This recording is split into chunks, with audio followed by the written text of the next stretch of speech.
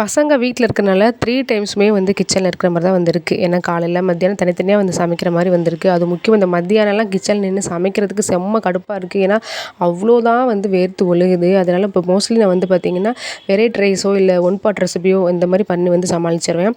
So அந்த வகையில இன்னைக்கு வந்து பார்த்தீங்கன்னா, மல்லி வந்து கொஞ்சம் இருந்தது. அத வச்சு மல்லி சாதம் மாரி வந்து பண்ணலான்னு சொல்லிட்டு தான் வந்து ரெடி பண்ணிட்டுருக்கேன். அவங்களுக்கு தொட்டுக்கிறதுக்கு வந்து முட்டைய வந்து வேக வச்சுட்டேன்.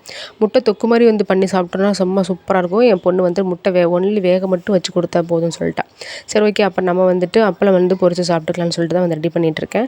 மல்லி சாதத்துக்கு மல்லி, இஞ்சி, பூண்டு, சீரகம், மிளகாய் எல்லாத்தையும் அரைச்சிட்டு கடாயில கொஞ்சம் எண்ணெய், கடுகு, உளுந்தம் பருப்பு, நிலக்கடலை பருப்பு இதெல்லாம் தாளித்து பெருங்காயத்தூள், மஞ்சள் தூள், அரைச்ச பேஸ்ட்டு கொஞ்சம் கூடயே லெமன் அப்படி இல்லைன்னா புளித்தண்ணி இது 2ல நீங்கள் எதுனா சேர்த்துக்கலாம். நான் மோஸ்ட்லி வந்து லெமன் ஆட் பண்ணி பண்ணும்போது எனக்கு டேஸ்ட் பிடிச்சதுனா லெமனே வந்து ஆட் பண்ணிக்கிறேன். நீங்கள் இல்லாத பட்சத்துக்கு புளி கூட நல்லா கரைச்சி திக்காக கூட சேர்த்து ரைஸை மிக்ஸ் பண்ணிட்டீங்க அப்படின்னா மல்லி சாதம் வந்து ரெடி.